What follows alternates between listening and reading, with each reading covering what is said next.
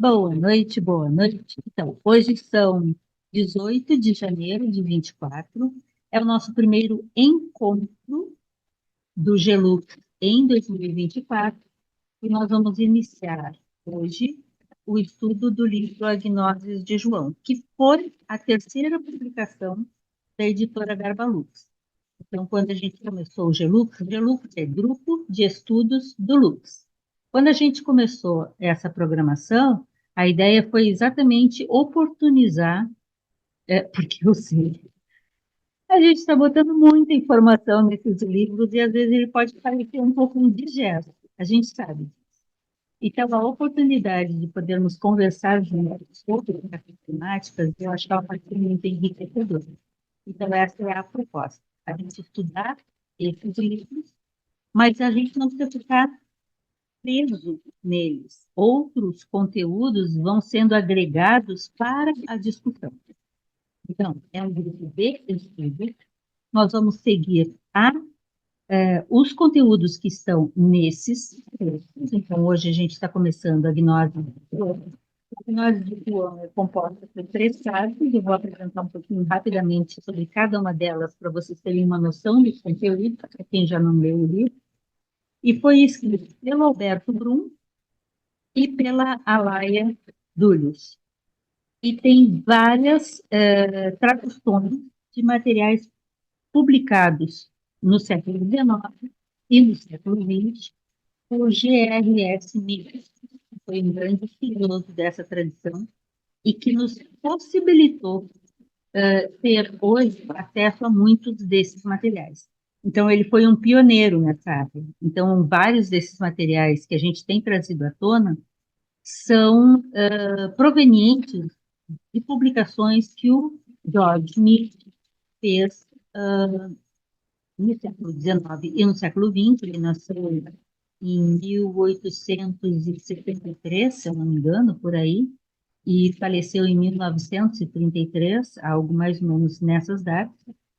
E eu vou pedir para a Laia, se você puder, enquanto estiver aí, que eu sei que você não vai poder ficar, me ajuda com ir recebendo as pessoas, porque eu estou com dificuldade aqui, se for Aí eu tô possível. na minha conta pessoal e não tô como co-host. Já botei. Tá. Puxa o teu microfone mais para perto, por favor, que o som tá quebrando às vezes. Tá bom. E Ai, agora, nossa, melhorou? melhorou muito, obrigada.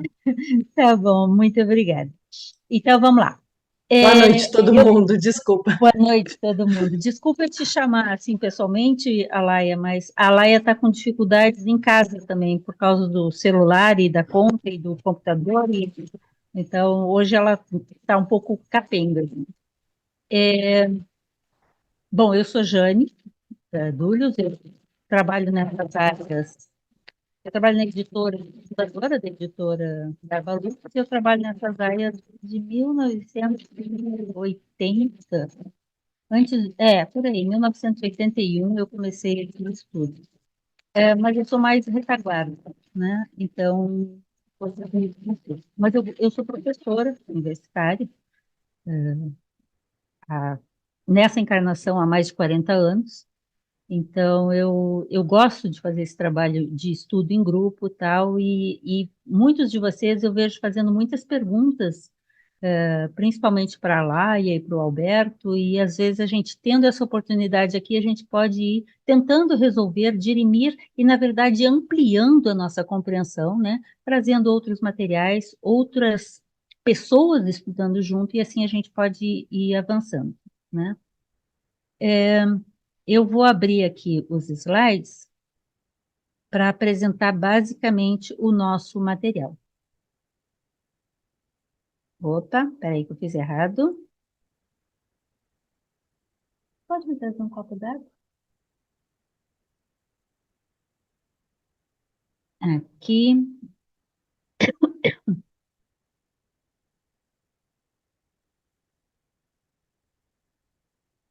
Agora vai.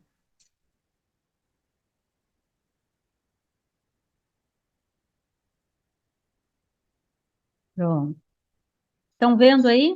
Ih, tem mais gente pedindo para entrar aqui. Bem-vindos todo mundo. Ok, agora deu. Consegue ir acompanhando aí, Alaia?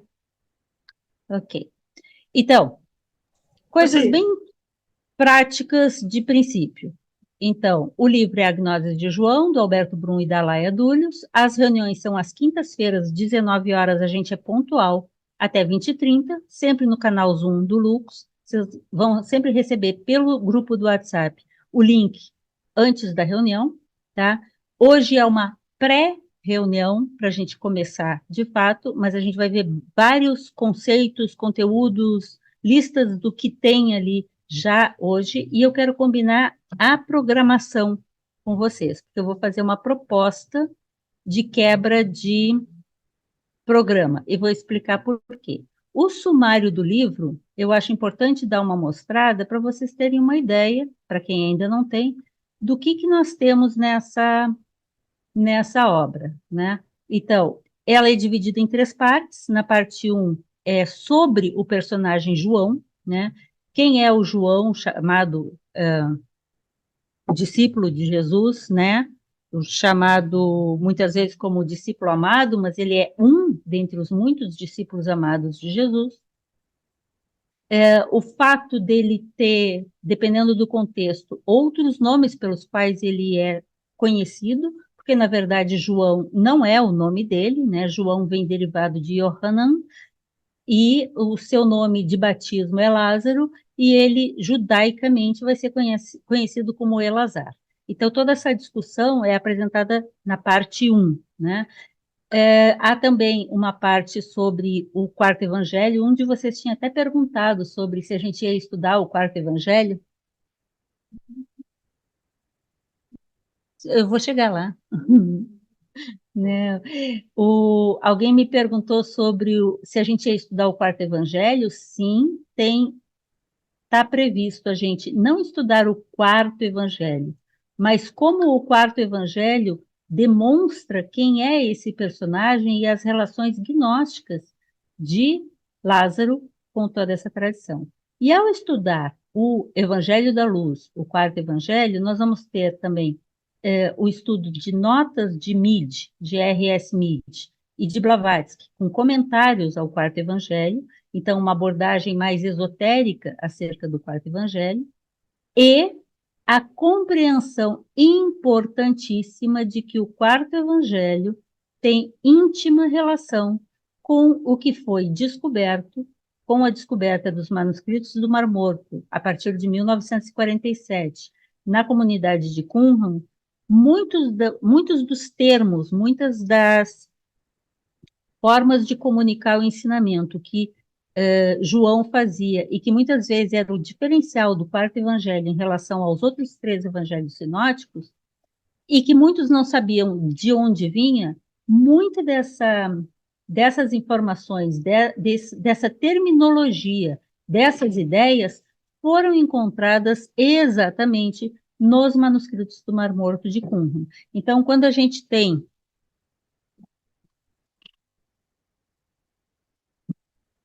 com a descoberta dos manuscritos do Mar Morto de Qumran, foi feito todo um estudo acerca do Velho Testamento e do Novo Testamento, e foi feito uma revisão da Bíblia, Antigo e Novo Testamento. E essa nova revisão da Bíblia, feita, organizada pelo coordenador das escavações de Qumran, né, que levantou esse material, juntou esse material e propôs essa revisão da Bíblia, que passou a ser chamada Bíblia de Jerusalém. A minha que eu tenho, eu tenho aqui é o Novo Testamento. A gente tem a Bíblia inteira também com o Velho Testamento junto, tá? Então, a minha é de 1984, a edição, e é já a terceira edição em português. A primeira edição foi de 1973. Essas edições, elas são diferentes das antigas, e já me disseram que as mais novas eles cortaram os comentários que mostram as íntimas relações entre o João Lázaro e os essênios de Qumran. E aí a gente vai comentar algumas dessas passagens. É muito explícito a linguagem utilizada, as ideias presentes E como muita coisa que os estudiosos não conseguiam encontrar de onde João trazia aquelas ideias, foram encontradas quando da descoberta dos manuscritos do Mar Morto, em Qumran, né, que são da tradição dos essênios. Né?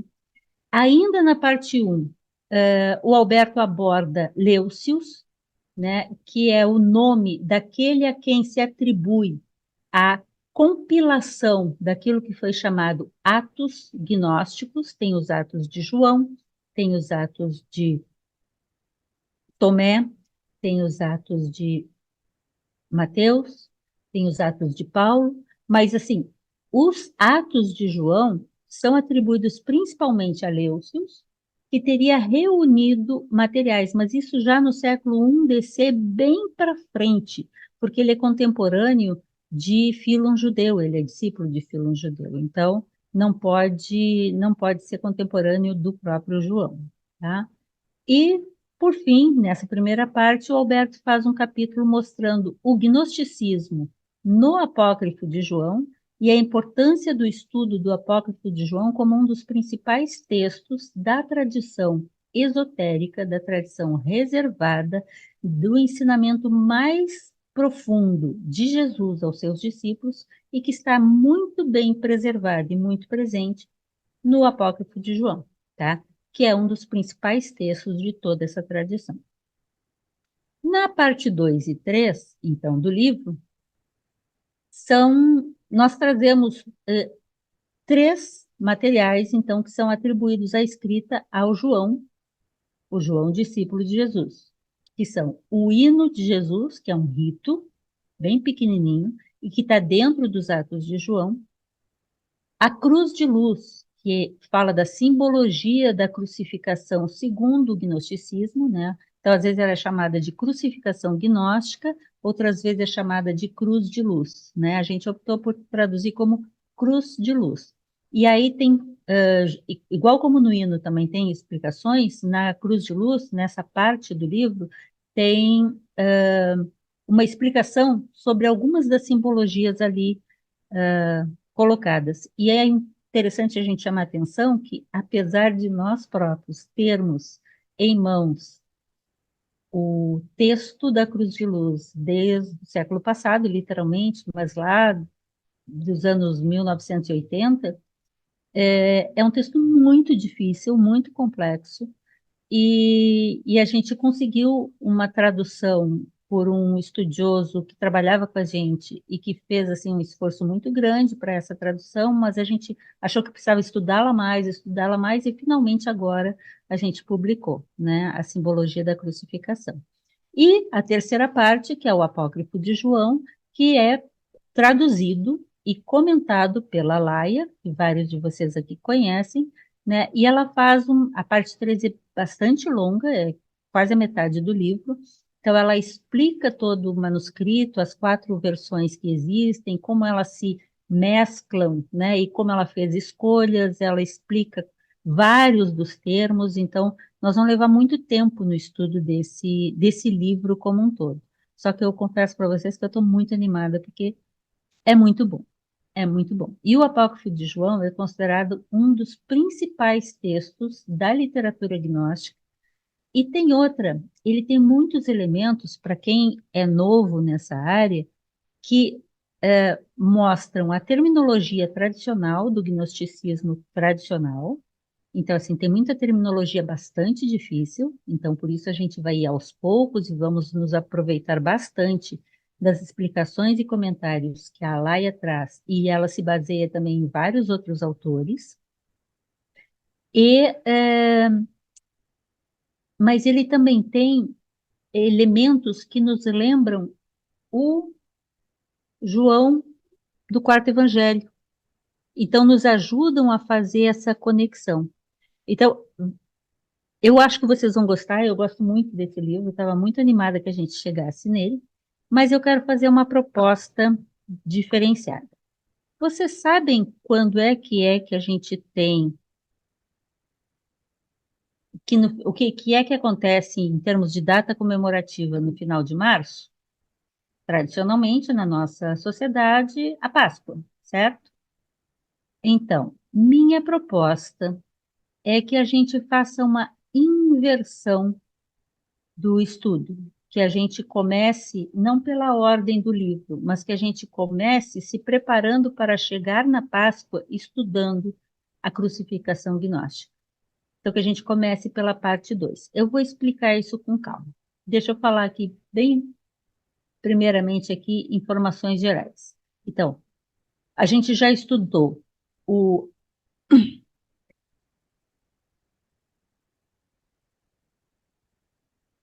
quando a gente começou o Gelux o ano passado, a gente estudou esse livrinho primeiro, tá? Nós estudamos primeiramente o Atma Yoga, que é da tradição Vedanta, tá? Que fala sobre Shankara ou Shankaracharya, a Vedanta Advaita e alguns textos da Vedanta Advaita. Eu acho que foi um estudo muito bom, mas foi um estudo da tradição oriental. Depois a gente foi para o primeiro livro publicado, o Atma Yoga foi o segundo livro publicado, que foi o Mistério da Ética. Aqui no Mistério da Ética, o Alberto apresenta a ética das virtudes, a ética da compaixão, fala da filosofia ocidental e da filosofia oriental e fala sobre o que é ética, a diferença entre ética e moral e a importância de compreender que a verdadeira ética, ela provém de um estado interior do ser humano. Ela é o ethos dentro do homem, ela é a morada do logos em nós.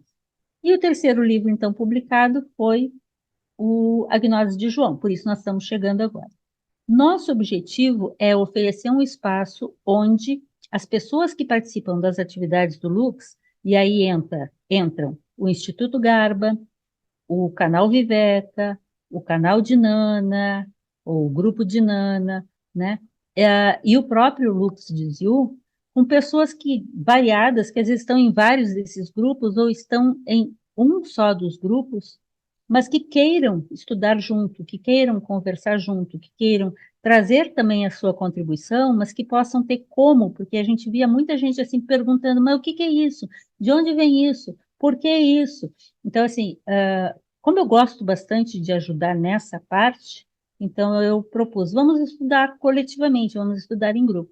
Por isso, não é um grupo aberto, não tem publicidade sobre o Gelux, tá? A publicidade do Gelux não é fechado, não é secreto, não é que as pessoas não podem vir participar. Mas a publicidade que a gente dá ao Gelux é dentro desses grupos, é dentro do Instituto Garba, é dentro do grupo de Nana, dentro do canal Viveca, dentro do próprio LuxZil, para que fique disponível, né, acessível, para as pessoas que efetivamente demonstram um interesse, porque ninguém é obrigado a gostar e querer, né, mas que tenham um interesse em tentar aprofundar e conversar sobre isso. Jane, por que nas quintas? Porque foi o dia que sobrou. Porque terça tem Viveca, quarta tem Dinana, quinta sou eu, sexta, às vezes a gente tem algumas outras coisas, sábados tem Lux de Zio e é o que está dando. Então, vai ser quintas. A gente grava, mas eu tenho sido muito ruim em conseguir disponibilizar. Então, eu e o Bruno conversamos, talvez a gente vá largar exatamente como está, sem editar, sem tirar pedaços, porque não está dando certo, tá? Então, os encontros serão sempre nas quintas-feiras. O ano passado eu faltei uma única quinta-feira, tá? Não pretendo que a gente tenha corte em alguma delas, porque se eu não estiver para coordenar, existem outros. A ideia é não parar, não ter ruptura, né, nessa condução e nessa continuidade. Mas, eventualmente, pode acontecer alguma coisa, a gente não sabe. Sempre às 19 horas, a gente termina 20h30, a gente tem conseguido ser pontual. A metodologia é de estudo dirigido mesmo. Eu vou marcar com vocês, é da página tal a página tal. E essa página tal a página tal, isso é pela experiência que a gente teve ao longo do ano passado, tá? De repente vai ser mais rápido, vai ser mais lento, não é uma coisa rígida, a gente vai flexibilizando. Mas se a gente não tiver um certo controle nisso, vira aquela bagunça que começa e não sabe quando termina. Então, nós vamos ter um certo controle, o que não quer dizer que a gente não vai ter que mudar. Para quem é novo aqui, eu vou contar um segredo. Quando a gente começou o Atma Yoga, quem estava aqui no Atma Yoga vai lembrar. eu propus, não, nós vamos fazer umas 15 páginas por quinta-feira. Era um tal de estudar o que que é Maya, o que que é Atma, o que é Prana, o que é Hiranyagarbha, o que... E ninguém sabia nada. E aí a gente patinando, a gente fez uma média de 4, 5 páginas por reunião, porque não tinha como acelerar, né? Já no Ética, a linguagem não era tão complexa, apesar do conteúdo ser muito mais vivencial. Então, a gente conseguiu andar um pouco mais rápido. Então, eu coloquei aqui, ó, nós vamos pegar por capítulos, mas alguns capítulos são muito longos. Então, entre 5 e 15 páginas vai ser a minha proposta por reunião. Se não der, a gente estica mais. Se a gente terminou, a gente já vai avançando e puxa um assunto, tá bem? Eu vou, e podem participar pessoas, então, que estão nesses grupos e podem participar pessoas externas. Eu estou vendo aqui uma das nossas colegas que veio para cá sem conhecer os outros grupos, mas por meio de uma amiga que já estava aqui, ela veio participar e continuou participando e está até hoje, não está nem na cidade natal dela e está aqui hoje participando. E assim vocês podem trazer pessoas, desde que sejam pessoas interessadas nesses conteúdos, né? Não vai ser um tipo de estudo para convencer alguém de que isso aqui é muito válido. Não é uma palestra pública, nós vamos trabalhar juntos, tá? E eu tendo a ser mais ou menos tranquila, nem sempre, tá? Eu vou pedir para vocês, que eu não fiz da outra vez e prometi, que vocês preencham um Google Forms com algumas informações básicas para a gente saber com quem a gente está falando. De onde você fala, então saber de que cidade, onde você está, se está no Brasil, se está fora do Brasil, né? Que experiências você já tem, quais os teus interesses, né? O e-mail de contato, para a gente fazer um fichário, né, para organizar um pouquinho, tá? Mas eu não trouxe isso ainda, isso vai ficar para a próxima quinta-feira, tá? Tem algumas regras, obviamente, a primeira delas é seja gentil, espero que tenha interesse, que esse interesse seja genuíno, verdadeiro e seja de contribuir com todos. Salvo a Jane, que fala muito, a gente geralmente pede que ninguém faça uma palestra no meio, né, mas que a gente tente ser um pouco mais objetivo. Eu falo bastante, mas é para essa apresentação geral, tá?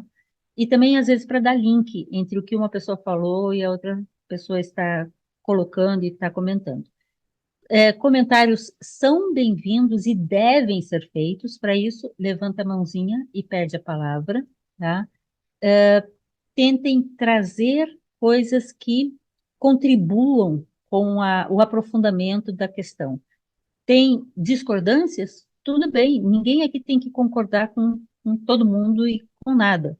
Mas vamos sempre colocar essas questões de uma forma como uma possibilidade, né? Porque tudo que nenhum de nós aqui é sabedor, nasceu sabendo, sabe tudo, etc. E a gente está, acredito eu, coletivamente buscando por um mesmo objetivo, que é a ascensão espiritual, que é o despertar da luz em cada um de nós, que é despertar Cristo em cada um de nós, e assim alcançar e poder presenciar e manifestar a sua glória, é contribuir para que cada um de nós possa se tornar cada dia melhor e assim contribuir melhor com o nosso mundo que está tão acabado, né? Está com tantos problemas, ou pelo menos eu estou vendo assim, e está precisando muito de ajuda. E a ajuda somos cada um de nós, arregaçar as mangas e fazer aquele pouquinho que pode, né? Mas com o pouquinho de cada um, a gente acaba ajudando.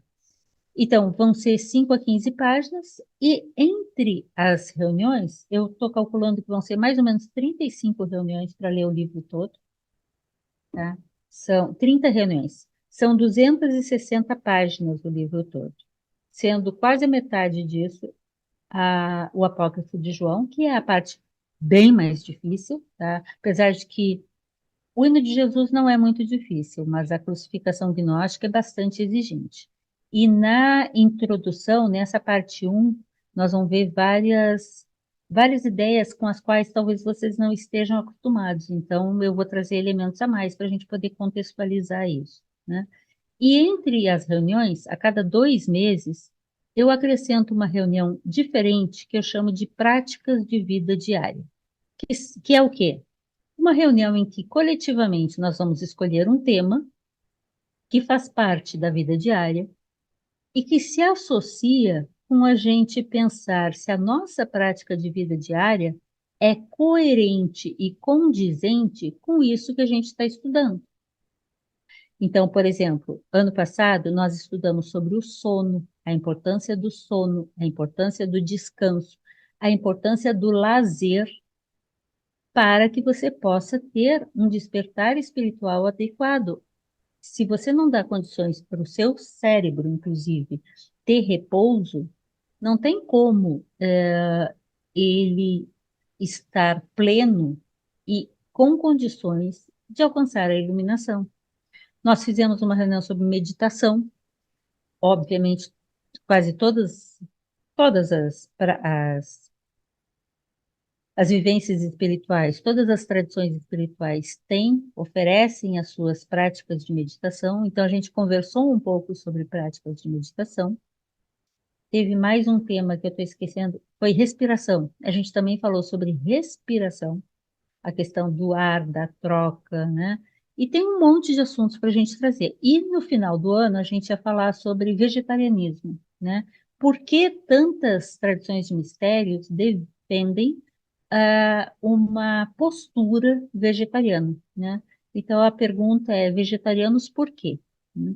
Como não foi feita essa reunião no final do ano, porque eu tinha que entregar o livro do Tiago, que eu entreguei no dia 28, que era o dia que que a gente teria essa reunião. Então, a proposta é que essa reunião da prática de vida diária que ficou faltando seja a primeira agora deste ano, tá? Então, eu vou botar no calendário também uma proposta. E, assim como essa, a gente tem várias outras temáticas, como, por exemplo, as práticas espirituais interferem ou não na questão da longevidade. Como a escolha das leituras, as leituras que eu faço no meu dia a dia, tem alguma relação ou não com as práticas das tradições de mistério, com a minha proposta de vida espiritual.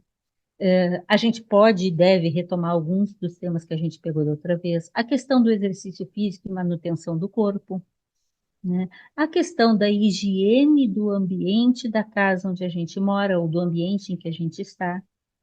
Isso não impossibilita, quer dizer, não ter uma casa estruturada não impossibilita o caminho, mas com certeza algumas práticas nessa área favorecem e facilitam um caminho que já é tão complexo, tão difícil, né? Então, nós vamos escolhendo temas e trazendo o que a gente vem estudando nas diferentes tradições para conversar um pouco sobre esses temas que dizem respeito à nossa vida do dia a dia, as escolhas dos amigos, né? Etc, né? O consumo de álcool, né? Tem muitas coisas que a gente tem para conversar, né? Então, assim, não é discutir regras, mas é pensar mais profundamente sobre algumas práticas que às vezes a gente adota sem saber por quê, e outras que a gente não adota porque não sabe o porquê. Então, nós vamos conversar, tá? É bem por aí. Então, tem as práticas da vida diária, está sendo gravado e fica no canal da editora Garbalux, e eu quero então propor a vocês uma mudança na sequência dos capítulos.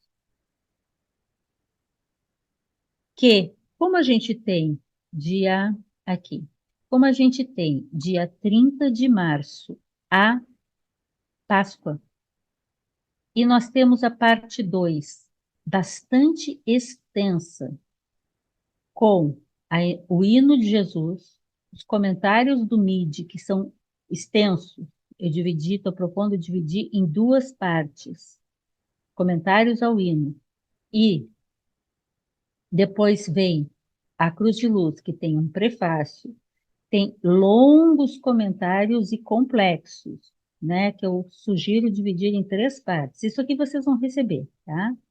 E depois ainda tem um pós-escrito sobre a Cruz de Luz. E aí eu proponho que a gente faça uma releitura, então, tanto no hino, que a gente estude os comentários e aí a gente relê o hino, quanto na Cruz de Luz a gente volta e lê a Cruz de Luz com uma compreensão de toda aquela simbologia para ver se muda a nossa percepção acerca daquilo, se a gente concorda ou não, e que outras ideias a gente tem. E isso a gente terminaria exatamente no dia 28 de março, que é Quinta-feira Santa, quinta-feira de Todos os Santos, né? Véspera da Sexta-feira da Paixão, segundo a tradição católica tradicional, né? Então, eu achei que poderia ser interessante a gente começar, então, pela segunda parte, se vocês aceitarem.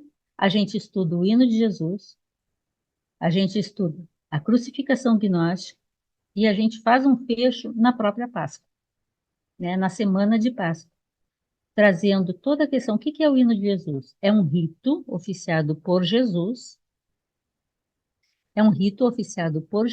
em que João é o discípulo que está sendo iniciado no meio do rito, e há uma simbologia e uma linguagem tão interessante nesse hino. Esse hino é um pouco mais conhecido.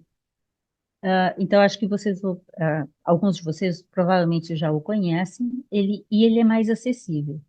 E aí a gente vai para a Cruz de Luz, que na verdade é sequência do hino, e esse é um texto um pouco mais complexo. E já estaremos vendo muitos conceitos aqui e uma revisão acerca do personagem Jesus, do personagem João e de toda essa simbologia da crucificação e de tudo mais.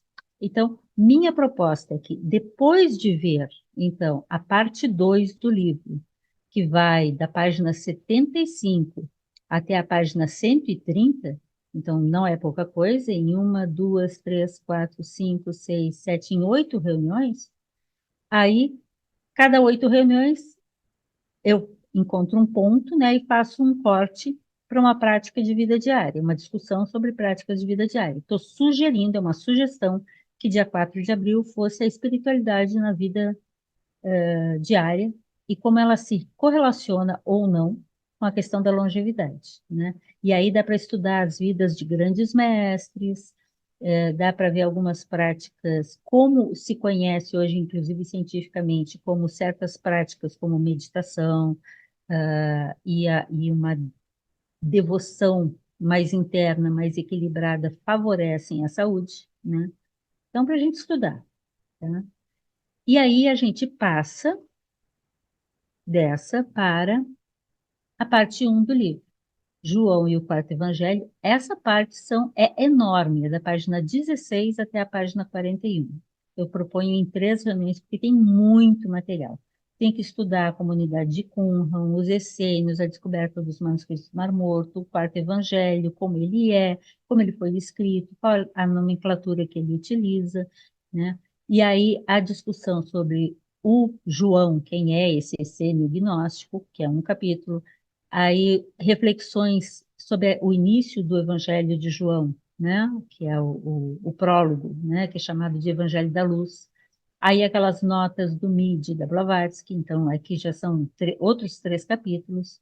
O Leucius, que eu estava comentando, que é o compilador dos atos, e aí a visão sobre esses outros atos gnósticos que existem e onde se tem acesso a eles. Por exemplo, no livro do Bardesanes, nós publicamos partes dos Atos de Tomé, que, aliás, são muito interessantes as partes que foram publicadas, né?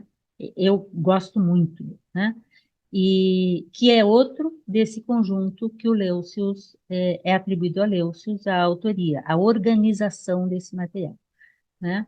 E aí, novamente, passaram-se 2 meses, 6 de junho, e lá pelo dia 13 de junho, se tudo der certo, porque pode ser que a gente precise de uma reunião a mais, pode ser que a gente consiga antecipar e ver que dá para apertar um pouquinho mais e andar mais rápido, mas mais ou menos eu estou programando que lá pelo dia 13 a gente começa o estudo do Apócrifo de João, tá?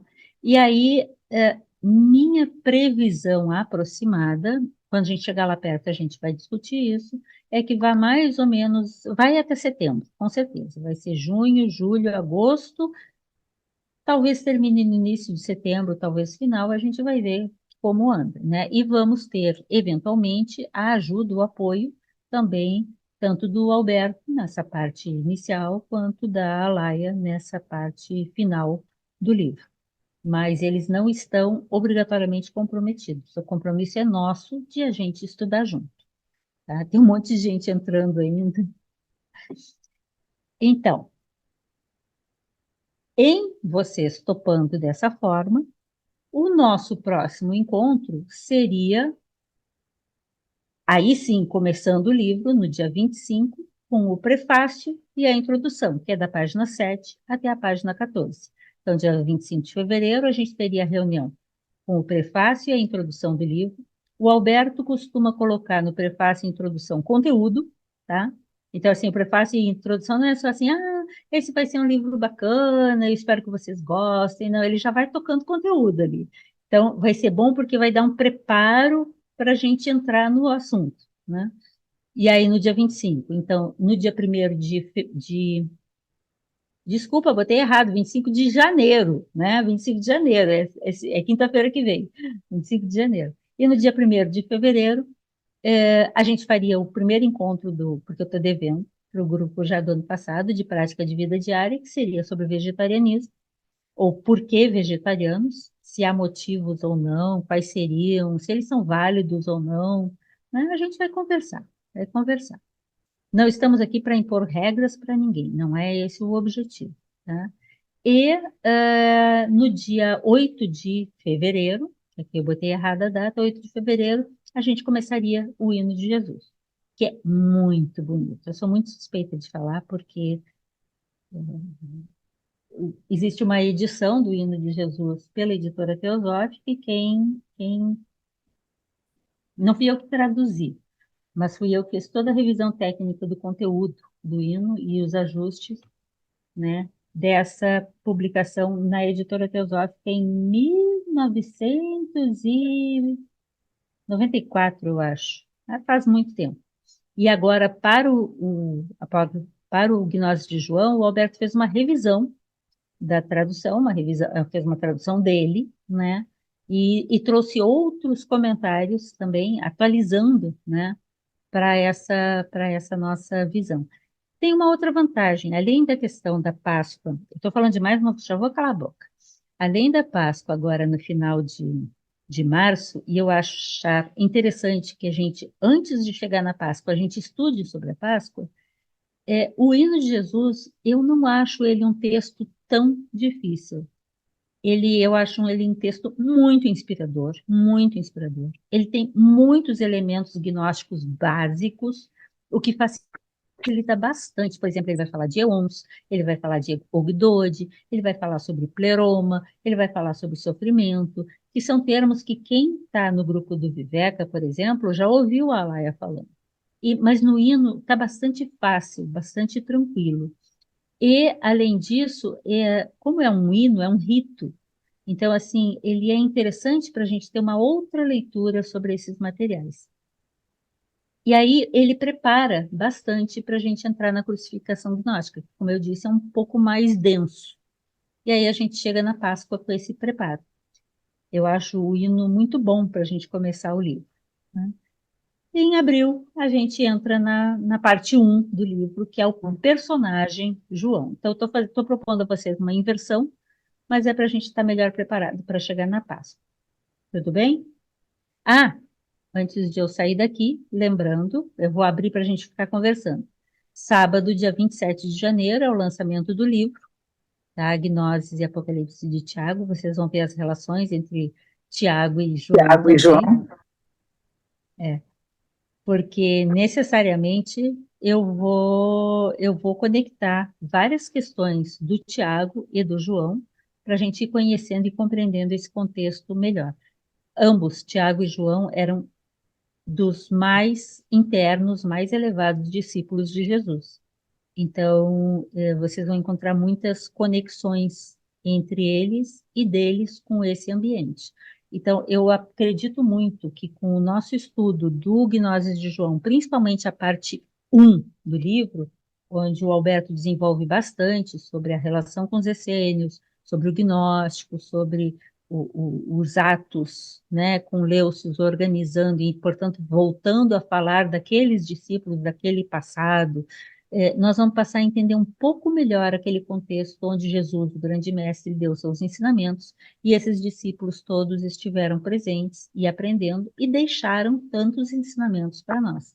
Felizmente, hoje em dia, nós, no Novo Testamento, tem coisas boas, sem dúvida, mas quando a gente compara o Novo Testamento com a Biblioteca de Nag Hammadi, mais o Códice de Berlim, mais o Códice de Haskell, mais o Códice de Bruce, e mais outros apócrifos, como os apócrifos da infância e tantos outros textos, gente, são mais de 100 apócrifos conhecidos, fora descobertas que ainda não foram feitas, né? Então tem muito material para a gente estudar e aprender. Eu não sei vocês, mas assim,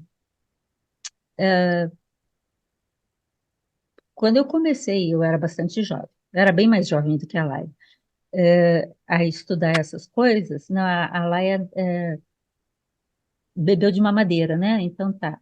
Mas assim, quando eu vi esse material, Aí não vale.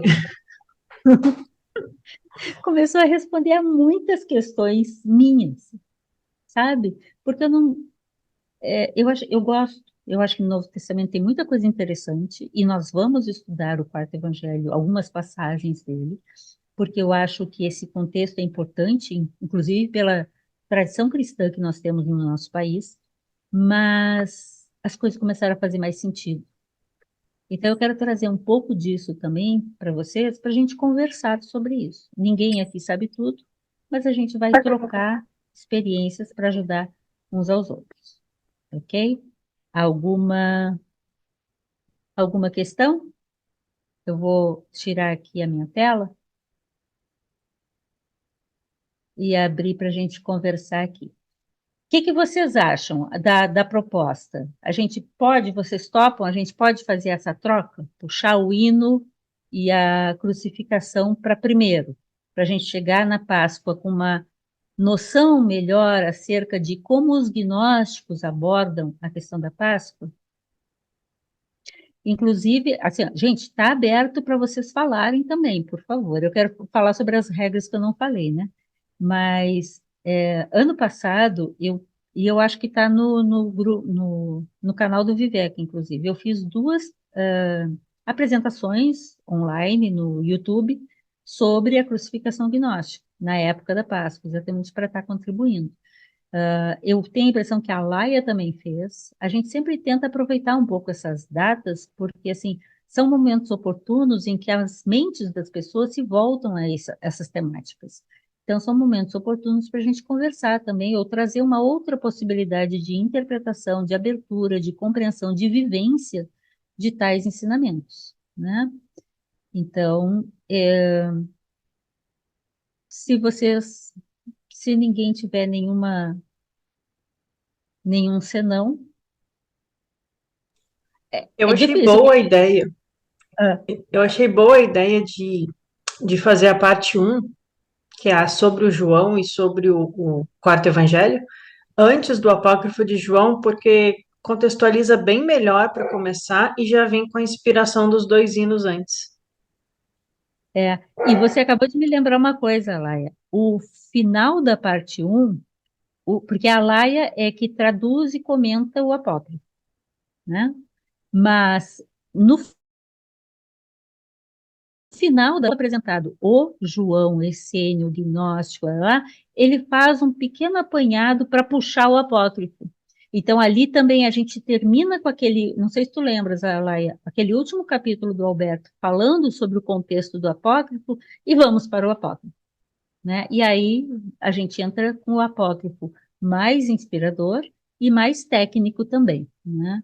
Mas eu acho que o hino e a crucificação vão ter ajudado a gente a conhecer melhor alguns conceitos, principalmente porque eu acho que no hino estão bem mais facilitados, e, como disse a Laia, conhecendo melhor esse João, entender melhor o contexto desse texto que é tão importante. O apócrifo é considerado, junto com Pissofia, dois dos mais importantes textos da tradição do gnosticismo cristão verdadeiro, né? Então, assim, É bem significativo. Desculpa lá, eu te cortei. Não, era só isso mesmo. Só achei uma boa ideia. Alguma dificuldade? É, Então, eu, fala, fala, Sônia. eu ainda não consegui concluir e adquirir os livros que eu quero adquirir, mas aí eu me inscrevi e um dos meus questionamentos, inclusive, eu ia encaminhar por e-mail, mas eu resolvi questionar pessoalmente, que daqui a pouco pode ser a dúvida de outra pessoa também. Eu Isso. não tenho ainda o livro físico, né, mas estou Uhum. aqui, né, de olhos, ouvidos atentos, né, assim como lá no canal, bem aprendiz. Neste momento da minha vida é muito, muito lindo, assim. E então, mas eu pretendo, ali por fevereiro, março, já estar adquirindo não só esse, como outros. E aí eu acho que não prejudica neste primeiro momento, não sei, assim, né, mas eu Muito queria pertinente. avaliação, eu queria a tua avaliação, né? Senão para mim é tranquilo também, assim. É, Sônia, muito pertinente a tua colocação. É sempre, sempre, em todas as reuniões, ou eu, geralmente sou eu, ou algum outro membro aqui desse grupo, traz um resumo daquele capítulo, exatamente por esse tipo de questão, Sônia. Às vezes a gente não tem o livro ainda e ninguém é obrigado a ter. A gente recomenda, mas ninguém é obrigado a ter. Não é colégio que a professora vai passar na mesa de cada um para olhar se Ah, vocês tá. trouxeram o livro e está Eu já todo estava, eu marcadinho. já estava aqui ficando preocupada, que a gente é de outro tempo, né? Sim, eu também sou de um tempo bem, bem, bem para Aham, que trás, tinha que né? estar ali. Então, eu sempre faço claro, a partir da minha percepção, das minhas palavras, mas eu tento pegar o capítulo por inteiro, ou aquela parte por inteiro. Às vezes eu não destaco algum ponto, mas aí algum dos colegas aqui, Jane, eu não vi você falar desse ponto, mas eu achei ele tão importante porque ele destaca isso, isso, isso. Então, essa é o estudo em grupo, né? Sim. Ou às vezes eu posso dar muita ênfase num determinado ponto que eu, com a minha cabeça, com a minha vivência, com as minhas experiências, acho extremamente importante, vocês podem não achar tão importante e virar para um outro lado e dar mais ênfase para um outro lado. Uma das preocupações que eu estou é que nós estamos com um grupo muito grande. Hoje estamos em 44 e está faltando muita gente. Muita gente que avisou que não viria hoje ainda, né? Mas somos adultos, todos nós já estudamos, então a gente sabe que dá para a gente se organizar, né? Então, eu às vezes vou ser um pouco firme para a gente não estender demais, e vai ser pela minha percepção, né? Mas também, às vezes, eu vou fazer o contrário, eu vou dizer, não, não vamos sair desse ponto, porque eu duvido que a gente tenha entendido isso, porque eu não achei claro, vamos lá. E aí eu vou tentar provocar um pouco. Vamos ver Tá como é que bom, a gente vai se obrigada. acertando. Obrigada. Muito obrigada. Imagina, eu que agradeço. Para quem estava no semestre passado aqui, no ano passado aqui, a gente andou bem, né? A gente andou bem. Então, a reunião é aberta para falar, mas eu sempre peço para não falar todo mundo ao mesmo tempo, levanta a mãozinha e traz a sua questão, né? Sempre respeitosamente, pode discordar dos colegas, e eu até peço, por favor, se há alguma discordância, seja comigo, seja com algum outro colega, vamos evitar aquela enrolação assim. Primeiro eu queria agradecer a possibilidade de estar aqui, porque é muito lindo, a gente está todo mundo junto, e porque é tão bacana, e eu estou tão contente, eu estou tão feliz. Cara, abre a boca e fala de uma vez onde nós vamos chegar. Porque eu imagino que se você está aqui numa quinta-feira à noite, é porque você acha que tem algum valor, você não está sendo obrigado, você não está recebendo certificado por causa disso. Então, a gente pode ser mais direto. Desculpem, gaúcha aqui falando, né? Mas a gente pode ser direto desde que a gente seja gentil, né? Então, tem uma concordância, uma discordância, quer acrescentar um detalhe, vai direto ao ponto, né? Olha, eu queria destacar tal ponto. Eu encontrei num outro texto falando assim, assim, assim, assim, tá? A Jane fala muito rápido, a Jane é acelerada, tá? Então, isso também acaba, claro, fazendo com que a Jane queira que as coisas andem mais rápido. Mas, se a gente em estando num grupo muito grande, a gente vai ter que ser um pouco mais objetivo, né? Para não demorar muito. Cristina, Foi um pouquinho fora do assunto, mas tem como eu acessar as reuniões do semestre passado, do ano passado? no canal da editora Garba, tá? Estão todas as reuniões do Atma Yoga, as do Ética, eu acho que está 2/3 já, a gente não conseguiu terminar, tá? E eu vou colocar de novo lá no grupo. Aliás, alguém fez uma pergunta aqui, que também vai para o grupo. Quando a gente tem, Simone, era Simone, né?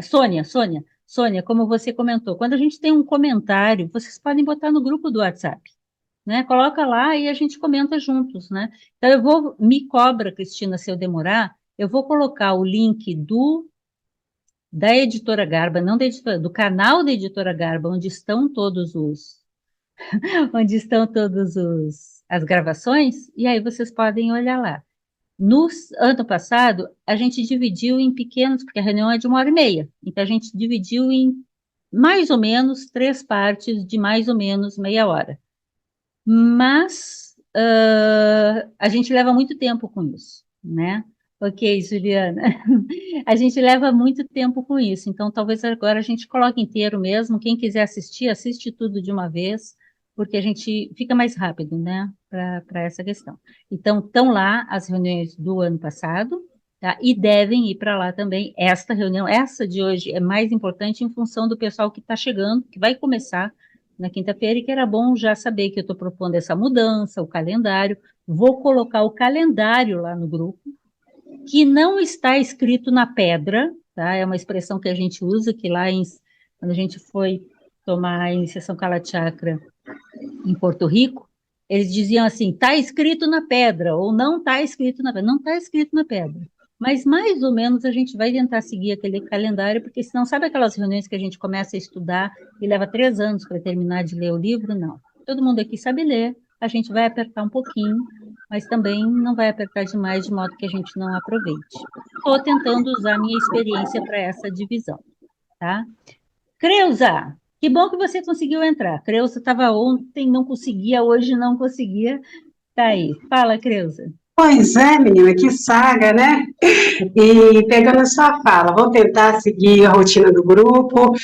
Objetividade não é o meu ponto forte, mas eu vou tentar me adequar a vocês. Eu sou, assim, uma exímia contadora de história. Se me perguntar o que você vai fazer para o almoço, eu vou ter que contar o contexto do que eu fui fazer no supermercado antes, né? Eu sou assim. Mas por que eu estou aqui, né? Porque já tenho, acho que cerca de 1 ano que eu estou estudando com a Lária, adquiri o livro, fiz a leitura e tocou meu coração. E, sendo muito sincera com você, nesse mundo hoje, pouquíssimas coisas têm esse poder. Já passei por muitas ordens, muitas escolas de editora iniciação. Garba agradece. Sabe, e tocou. Aí eu quero ainda adquirir outros livros da editora, não sei se irão me tocar da mesma forma, porque gosto muito de ler, tenho muitos livros, mas são poucos, com que eu consigo ter uma identificação. Mas aí eu estou muito otimista, tá? E não sei como é que eu abaixo a minha mão aqui agora, tá? Se continuar levantada aí, é porque eu sou meio burrinha com essas coisas.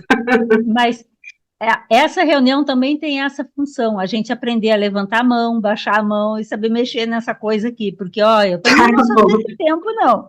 Tá? Vou tentar. No mesmo lugar onde você levantou a mão, vai ter lá abaixar a mão. Tá? Foi. Aê, viu? Mas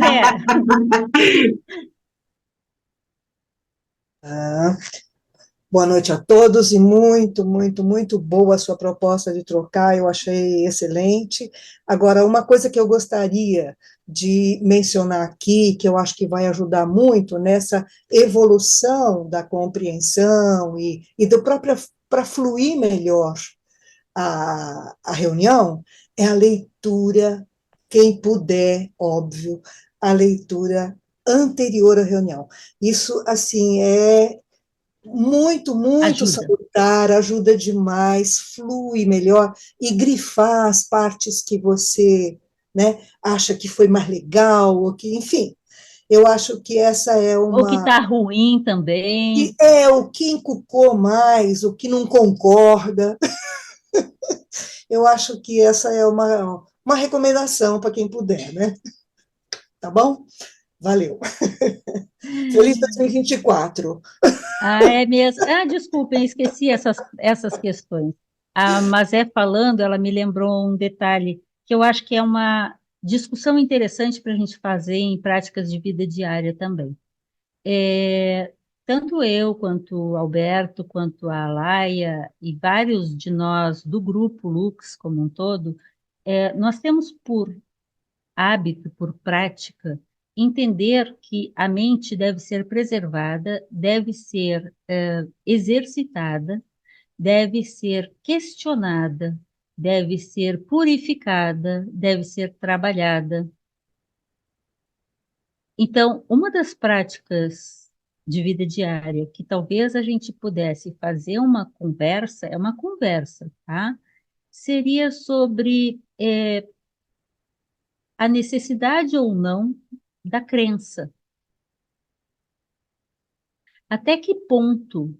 Porque em gnosticismo a gente tem uma discussão muito importante sobre a palavra pistis, que é traduzida tradicionalmente por fé. Mas é fé não no sentido de crença, que a gente exagera dizendo crença cega, mas fé no sentido de convicção interior. E como se tem uma convicção interior? Às vezes, Siddhartha, o Buda, num dos seus ensinamentos, ele diz que às vezes é necessário você colocar o seu pensamento apoiado nas palavras sobre um determinado conteúdo de um grande ser, de um grande mestre, para, apoiado sobre os seus ensinamentos nos quais você confia, você testar se aquilo é verdade.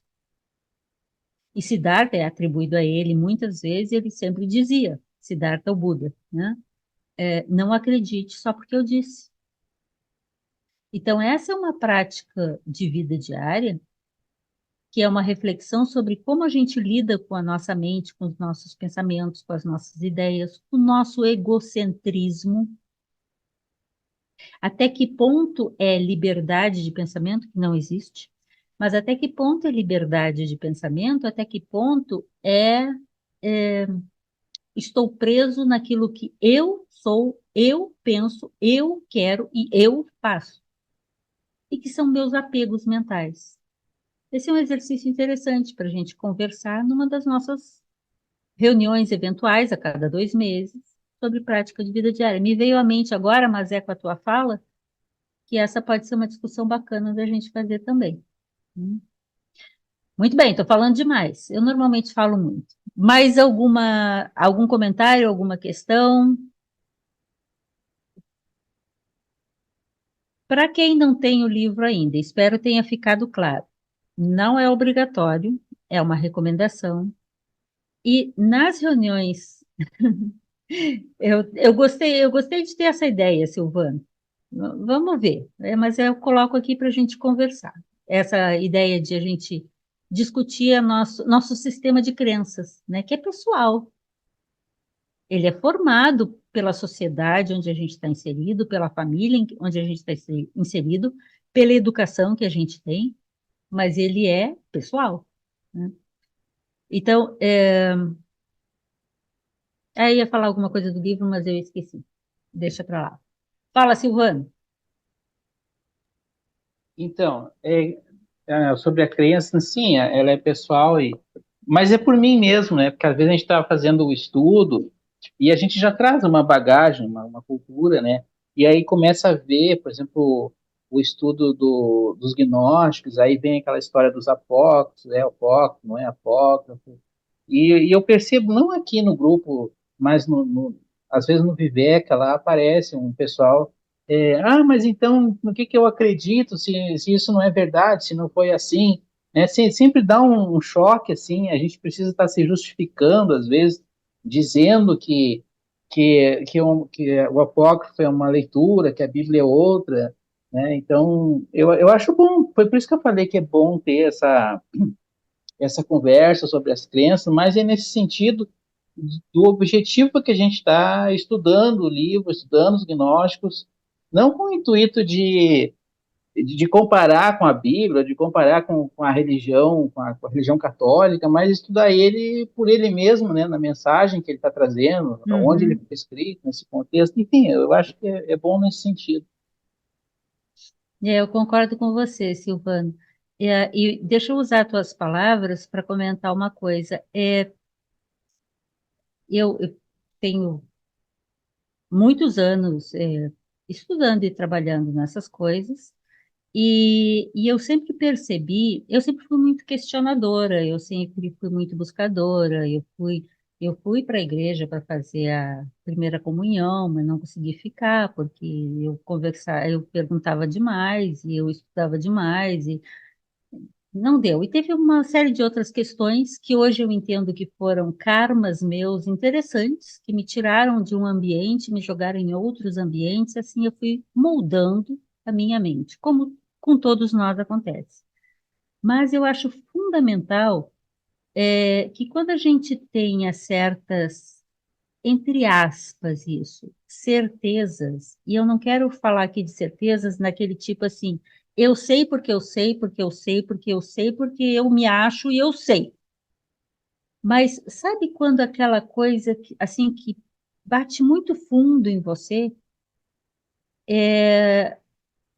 que a gente não necessariamente fique frágil na defesa dessa percepção, mas que a gente seja extremamente gentil em aceitar percepções diversas dos demais. Porque ninguém se ilumina sozinho, mas também a iluminação, o alcançar o reino dos céus, o despertar Cristo em vós, o nome que a gente quiser dar para isso, ele só se dá no seu fluxo mental. Ele não se dá na comunidade com os demais. Jesus não se iluminou, não se tornou Cristo porque estava na comunidade, mas porque ele se fez homem, porque ele se fez Cristo. E assim cada um dos grandes mestres, e são muitos, poucos porque a gente precisa, né? Mas os grandes mestres, eles têm que fazer um esforço pessoal, sem ser egocêntrico. Então, a gente tem que ser gentil com outros que tenham uma abordagem diferente, porque a mente de cada um vai se moldar por caminhos diversos. E eu não conheço a história desse outro sujeito para saber por que que ele hoje fala assim, ou pensa assim, ou age assim. Mas é claro que existem os extremos, tem os malucos completamente doidos, né? Mas tem, tá? Não vamos fingir que não tem. E tem os agarrados porque o Papa disse, porque o monge disse, porque o. Então, mas só porque ele disse, se nem o Buda disse que era para acreditar nele só porque ele disse, porque está no livro.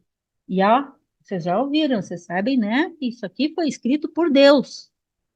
Deus não escreve, mas é por meio da nossa mente, da nossa intuição, do nosso aprendizado, da nossa capacidade de percepção, cada um de nós vai encontrando os melhores caminhos e assim ajudando uns aos outros. Então, nesse sentido que eu falo das nossas discussões, né? Hum? Ah, não. Muito bem. Mais alguma coisa aqui colocada? É, eu estou um pouco conversando exatamente porque a gente tem que ir sentindo como é que as coisas vão andar, tá?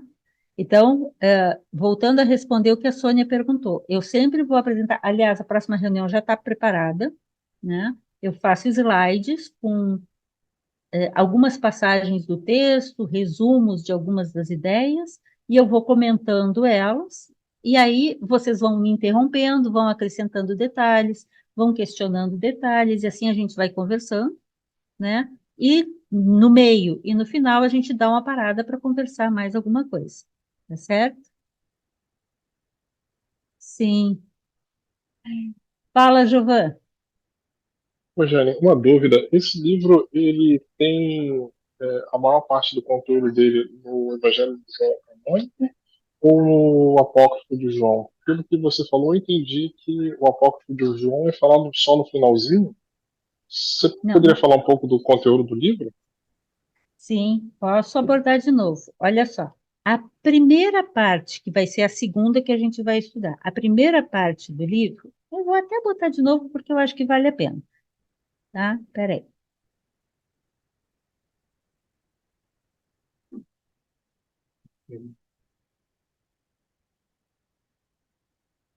Aqui.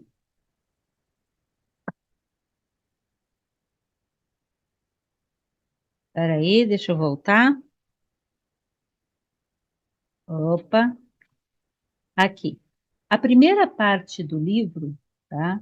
Vai falar, aqui, ó, parte um, vai falar sobre o personagem Yohanan, né, na verdade, Yohanan, que é da tradição que vem lá do tempo do Zoroastro, né, do homem-peixe, nós vamos ler isso juntos, né? Essa tradição que João Batista também é parte dela. João Batista é um Yohanan também, né? Então, o João, que é Lázaro, que é irmão de Marta, Madalena e de Tiago Menor, que é primo de Tiago, que é um dos primeiros discípulos de Jesus, que já conhecia Jesus de mais longa data, porque, na verdade, eles são de uma mesma família, o que não é incomum, principalmente no passado, em que era muito difícil as pessoas terem contatos entre si, se não fossem provenientes de um mesmo ambiente ou de uma mesma família, né? Então, nós vamos falar na parte um do livro sobre o João, a comunidade de Qumran, que é a comunidade onde foram descobertos os manuscritos do Mar Morto, que é a comunidade dos essênios, e lá foram encontrados muitos materiais que explicam muitas das dúvidas que os estudiosos tinham acerca dos escritos de João, e que estão lá nos manuscritos do Mar Morto muito bem descritos. Por exemplo, a luta dos filhos da luz contra os filhos das trevas, o uso do termo Belial para se referir ao Satanás, ao outro lado, que é próprio do contexto dos essênios. Então, melhor compreensão se passou a ter sobre este grande personagem, João, a partir dessa descoberta. E por isso, as pessoas, né, os arqueólogos que fizeram a descoberta, o grupo da liderança desses arqueólogos, eles produziram uma nova Bíblia para aproveitar o que se encontrou lá. Só para ter uma ideia, nós não vamos trabalhar com o Velho Testamento aqui, mas do Velho Testamento, apenas o livro de Esther não tem nos manuscritos do Mar Morto, né? E estão lá, então eles puderam fazer muitas correções a partir disso. E aí dá para perceber as relações diretas desse João com aquele ambiente, e isso nos esclarece melhor quem é esse personagem, tá? Então, essa relação dele com os essênios, vai haver um estudo sobre o quarto evangelho a partir também das notas de Meade e de Blavatsky, como eu já tinha comentado, né, sobre o prólogo do evangelho, do quarto evangelho, né, que às vezes é chamado de evangelho da luz, né, no início era o verbo, né, verbo, né? Traduz, na verdade, ao logos, né? E toda aquela nomenclatura, o que aquilo significa, os conteúdos que aquilo ali trabalha. Os Atos de João, que é esse conjunto de materiais, né? Na verdade, eu conheço, né? Mas onde estão presentes o hino de Jesus e a cruz de luz, né? E as relações, então, desse João, das coisas que ele fala e escreve nesses textos, do gnosticismo, aquilo que se conhece, e o apócrifo de João. Agora, o apócrifo vai ser lá em junho que a gente vai começar a vê-lo, que é a parte mais final do livro, mas são umas 150 páginas de apócrifo de João. E como a Laia faz um estudo bem detalhado de cada uma daquelas terminologias, é um texto mais denso, mais denso mesmo, né? Mais complexo. Algumas partes a gente vai passar um pouco mais por cima, porque talvez não sejam tão significativas, mas tem muita coisa muito boa para a gente passar a entender o ensinamento do grande mestre Jesus como um grande mestre, e não apenas alguém que foi ali colocado para fazer um papel qualquer, mas um instrutor de verdade, né? Então, o hino e a cruz de luz, pelos quais nós vamos começar, e vão ser esses 2 meses agora, de fevereiro e de março, é um ritual, um rito, e vai falar sobre a crucificação do ponto de vista dos gnósticos. Depois a gente vai para o quarto evangelho e para o essênio João e para os Atos, para uma noção melhor do personagem. E por último, lá em junho, a gente vai entrar no Apócrifo. Tá? Então, inclusive, alguns de vocês, se quiserem só vir para estudar o Apócrifo, lá por junho. Algum comentário? Entendi. Desculpa, eu não tinha atentado Não, que você já tinha passado esse ponto aqui e realmente já é a própria organização do livro, né? Eu achei que isso era uma esse forma aqui que a gente ia estudar. o que eu Mas aí estou já está a própria sequência do livro, né? Isso, e o que eu estou sugerindo é essa organização em termos de datas, um cronograma. Então, eu vou disponibilizar lá no grupo do WhatsApp esse cronograma para a gente ir acompanhando. Se der, deu. Se não der, a gente vai flexibilizando ele, mas de modo que a gente possa aproveitar melhor o tema, inclusive as experiências, as vivências de cada um de nós aqui. De repente, algumas partes que eu peguei aqui, a gente vai ver que não precisa tanto tempo e a gente pode emendar mais uma, né? Outras a gente vai ver, não, vamos ficar um pouco mais nessa aqui, porque não deu tempo de pegar todo o material. Tem coisa interessante para a gente estudar, entenderam? A gente não tem prazo, mas se a gente não colocar um certo prazo, fica aquela coisa que não termina nunca, né? E a gente tem que pôr um ponto final, ok? Tamer. É Tamer mesmo? Não, é Walter. Tamer, mais conhecido como Tamer. Tamer, normalmente. É uma pergunta só. Considerando que esses comentários foram suprimidos da Bíblia de Jerusalém, faz sentido adquirir essas versões essa versão mais recente? Eu estou procurando há um mês. A versão recente encontra-se na Amazon, eu acabei de ver aqui. Não, Mas... desculpa, eu me interpolei na resposta da Jane aqui. Não, mas eu te agradeço, Alaia. A Alaia me procurou essa semana passada, porque eu tenho a versão de 1984, que é a terceira edição em português, tá? Que tem esses comentários. Recente não, ano passado, alguém me disse que a versão mais atual não tinha esses comentários, não tinha parte desses comentários. Eu vou ler para vocês terem uma ideia do que eu estou falando. Estou olhando, ó, Bíblia de Jerusalém, tá? Novo Testamento e Salmos, a introdução ao quarto evangelho da Bíblia de Jerusalém. Vou ler para vocês. No meu, está na página 163. Página 163. Introdução ao Evangelho e as Epístolas de João. O Evangelho, a primeira conclusão do Evangelho, tem a ver com o Espírito Santo, João Batista, vai falando várias coisas, aí de repente, na segunda coluna do texto, eu vou ler, diz assim,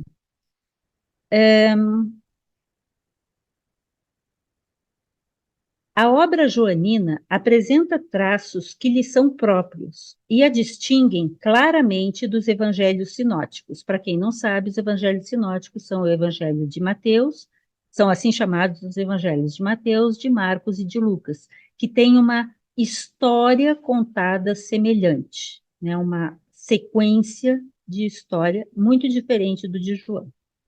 Segue o texto aqui. Seu autor... Estão se referindo ao autor do Evangelho segundo São João. Seu autor parece ter sofrido influência bastante forte de uma corrente de pensamento amplamente difundida em certos círculos do judaísmo, cuja expressão se redescobriu recentemente, isso foi a partir de 1947, essa descoberta, se redescobriu recentemente nos documentos essênios de Qumran.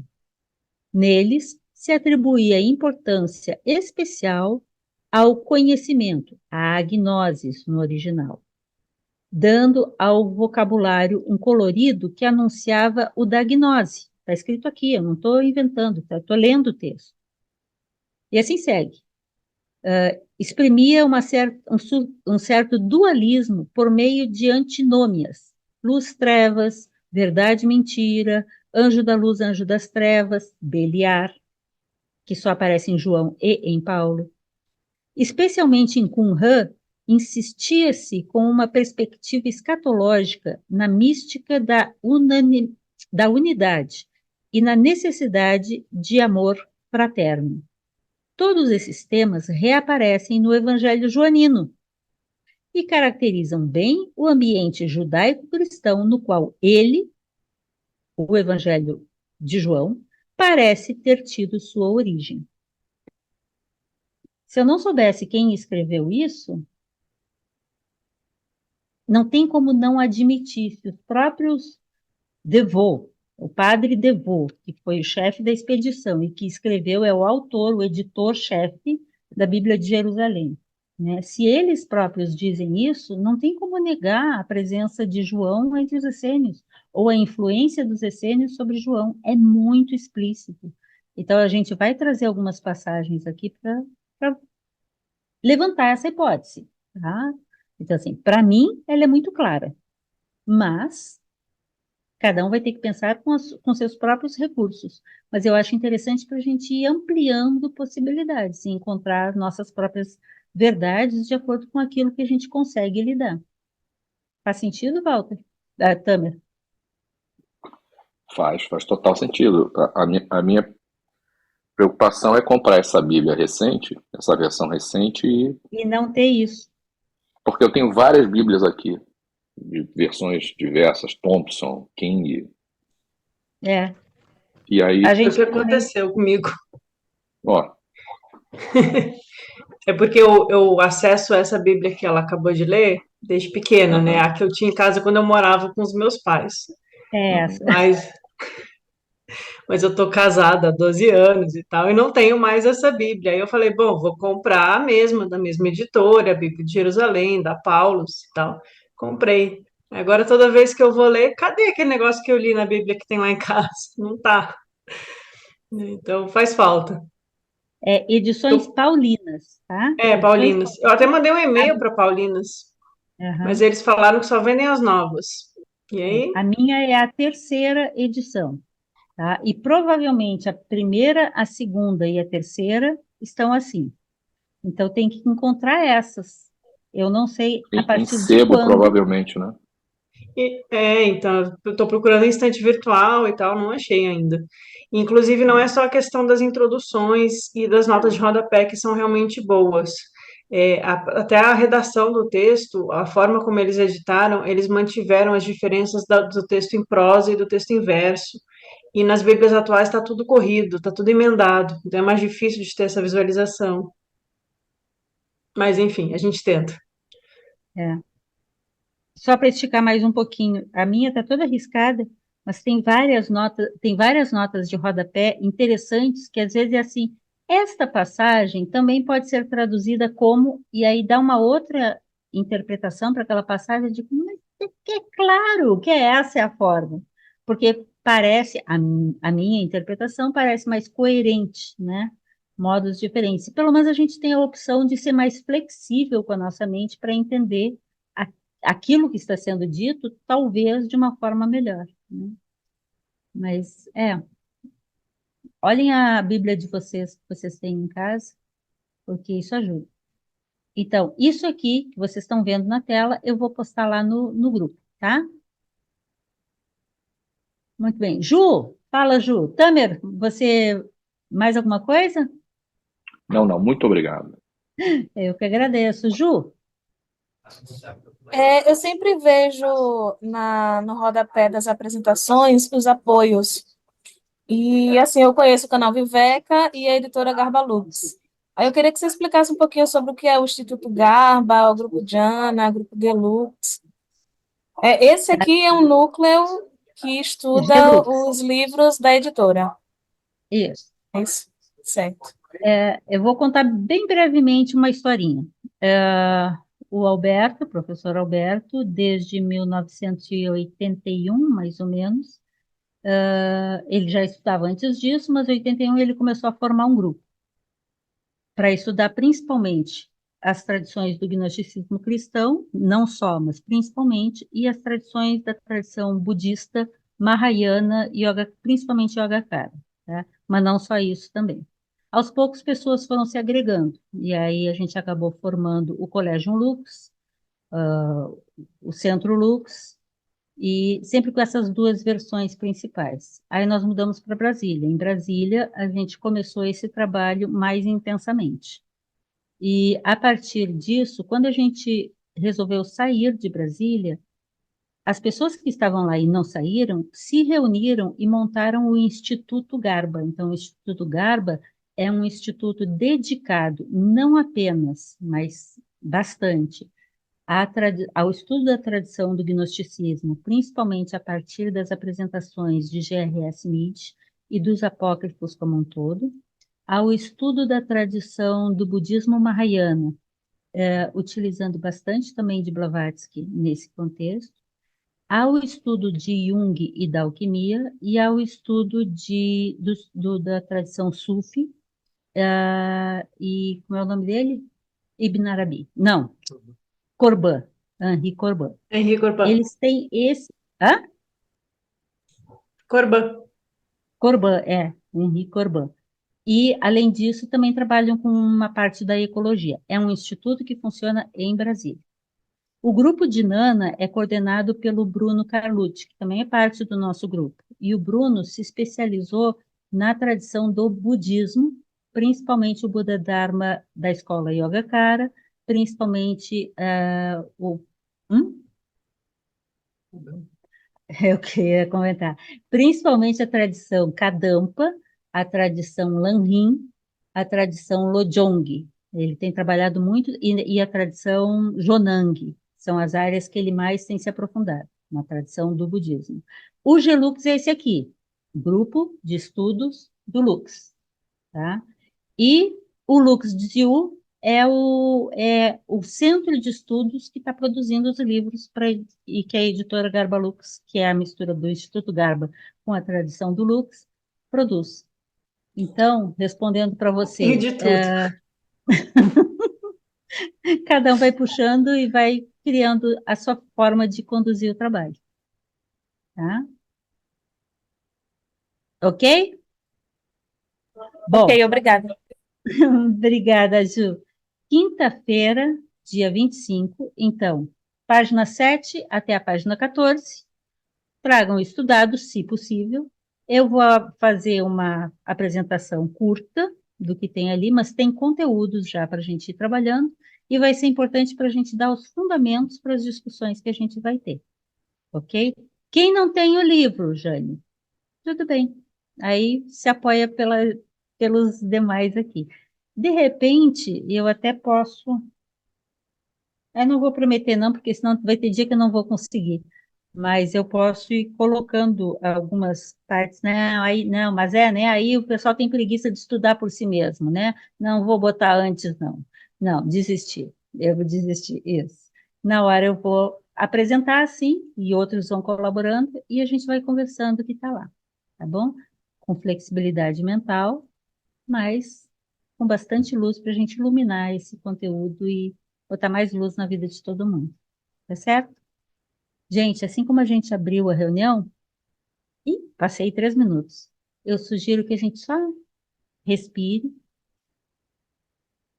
encaminhe que a energia deste momento possa gerar um grande círculo de luz, tocando a todos os seres que estão em torno de nós, em toda a nossa cidade. Que luz, força e serenidade possa ser mandada em especial para lugares que a gente sabe que estão em grande sofrimento nesse momento, como o sul do Brasil, como no Rio de Janeiro, como na Ucrânia, como na faixa de Gaza, como em locais que estão em eternas dificuldades, no centro da África e em tantos outros locais onde o sofrimento impera, e que a nossa energia possa ajudá-los nessa difícil tarefa de sobreviver. Que a paz permaneça no coração de todos, que possamos ser dignos de dar um passo a mais neste caminho. Que assim seja.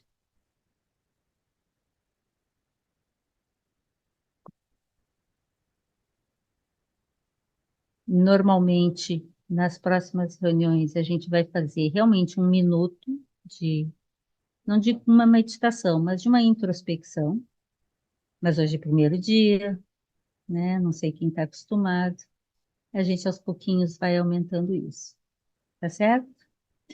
Eu não li o chat, mas já passei do tempo. Não sei se alguém, se a Laia olhou o chat para ver se tem alguma coisa que precisa comentar. Eu vou passar aqui rapidinho. E convido vocês, então, para dia 25, às 19 horas, a gente começar o nosso estudo. Ok. Ah, sim, Ju, você já tinha posto aqui no chat. Agora eu já te respondi. Renata, que bom que você gostou da inversão. Eu achei que vai ser muito bom para o nosso momento. Muito bom para o nosso momento. Eu lembrei que lá tanto no meu canal quanto no canal da editora Garba Lux, tem um vídeo dos primeiros da editora, que é uma apresentação do grupo, que mostra o que é o Instituto Garba, mostra o que é o Núcleo de Lux de Ziu, e o Dinana e o Viveca são decorrências, né? É que tem muitas pessoas que vocês veem muito, eu aqui, a Jane, o Alberto, o Bruno, mas tem outras, várias pessoas trabalhando no estudo, na edição, na pesquisa, na publicação, que não gostam muito de aparecer em câmera, mas continuam trabalhando bastante e estudando bastante nos grupos, né? Então, às vezes aparecem umas novidades e a gente estranha quem não está de fora, mas é um grupo muito unido que se abre em muitos braços para abraçar todo mundo nas várias tradições. É, não são necessariamente antagônicas, são apenas pontos de vista diferentes sobre a vista de um ponto, né? Ah, sim, ó, o Leandro colocou aqui que no livro Além de Toda Crença, a Elaine Pagels, que é uma estudiosa dessas tradições, dos apócrifos, principalmente na Hamadí, né? Ela defende que o Evangelho de João, o canônico, o quarto Evangelho, seria uma resposta do grupo de Irineu ao Evangelho de Tomé. Podemos abordar esse comparativo a partir da versão dos Evangelhos dos Manuscritos do Mar Morto. Eu me lembro, eu li a Pagels assim que saiu, né? Mas igual a Laia, eu já dei curso sobre a Pagels, assim, longo, né? De muitos encontros. E, e uma coisa que me incomodou foi assim, o livro dela eu acho muito bom para quem está vindo para a tradição gnóstica, chama Os Evangelhos Gnósticos. Ela tem outros também, tem o Além de Toda Crença, tem o que eu gostei muito de ler, Adão, Eva e a Serpente, que eu emprestei para alguém e nunca mais voltou, e eu não encontro em lugar mais nenhum, né? E, e tem um outro, Demônio, Entre Anjos e Demônios, né? Mas os Evangelhos Gnósticos, ele é muito bom, e a Laia tem no canal Viveca uma playlist com esse livro, exatamente para quem está começando, porque ela está sendo paga e é sustentada pela igreja, e ela tem muito cuidado em colocar as palavras que ela vai colocando lá sobre a descoberta de Nag Hammadi. Então, ela tem um ponto de vista, assim, bem de quem está ali dentro, né, mostrando o que está sendo encontrado. Então, é muito confortável para quem está chegando, para quem está começando. E eu achei muito bom. Aí depois eu comecei a me incomodar, porque eu comecei a ver que ela falava as coisas, mas ela não entrava nas coisas, né? Eu digo, não, que é um pouco, talvez, o que tenha no Muito Além da Crença. Eu não li o Muito Além da Crença. Era o Renato? Não, esqueci teu nome. Muito bom.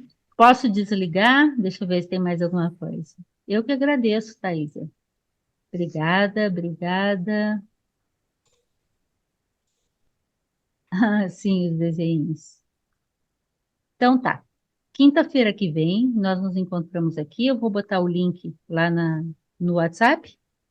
E, se possível, tragam lido o prefácio e a introdução, porque tem conteúdos lá já para a gente ir conversando. Tá bom? Boa noite, então, para todo mundo. Obrigada.